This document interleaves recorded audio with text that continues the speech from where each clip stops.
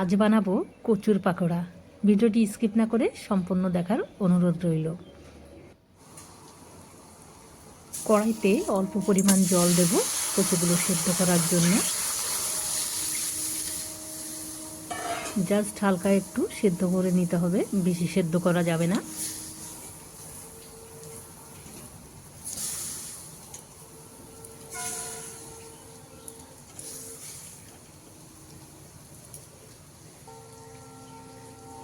উপর থেকে একটু লবণ ছড়িয়ে দিচ্ছি।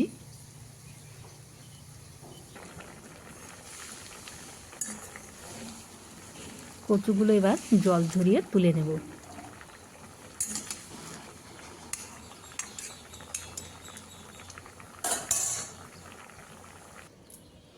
এখানে আমি 2টো শুকনো লঙ্কা আর 3টে কাঁচা লঙ্কা আর 1 টুকরো আদা বেটে নিয়েছি। কচুতে একটু ঝালের পরিমাণটা বেশি দিতে হয়। কচুগুলো এভাবে থেতো করে নিতে হবে। এক এক করে সব কচুগুলো আমি থেতো করে নেব।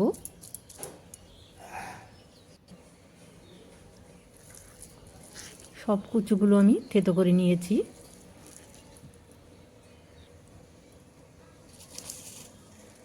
এবার এর মধ্যে আমি কিছু মশলা মেশাবো। দিয়ে দিয়েছি কয়েকটা কালো জিরে, পরিমাণ মতো হলুদ গুঁড়ো, হাফ চামচ গরম মশলা গুঁড়ো,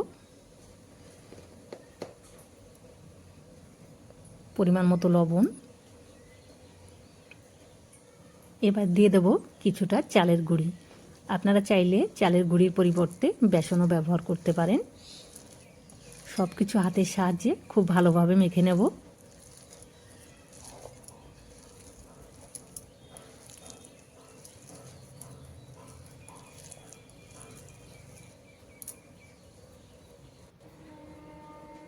এবার 5 মিনিটের জন্য রেস্টে রেখে দেব। কড়াই বসিয়ে দিয়েছি, দিয়ে দিচ্ছি সর্ষে তেল। আপনারা সাদা তেলও পাকোড়াটা ভাজতে পারেন।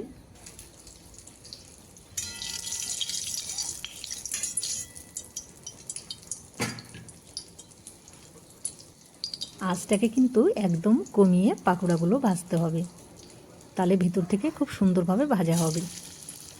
এবার এক এক করে পাকোড়াগুলো আমি ভেজে নেব। আমি কিছুটা ধনেপাতায় অ্যাড করেছিলাম, সেটা স্কিপ হয়ে গেছে।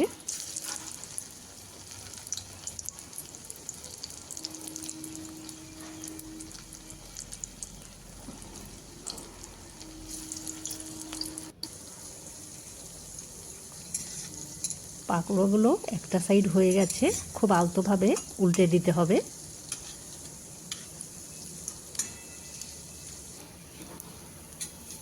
পাকোড়া ভাজা আমার কমপ্লিট।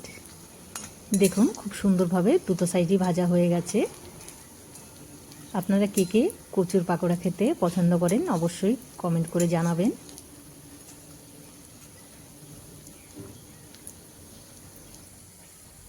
পাকোড়াগুলো আমি এবার তুলে নেব।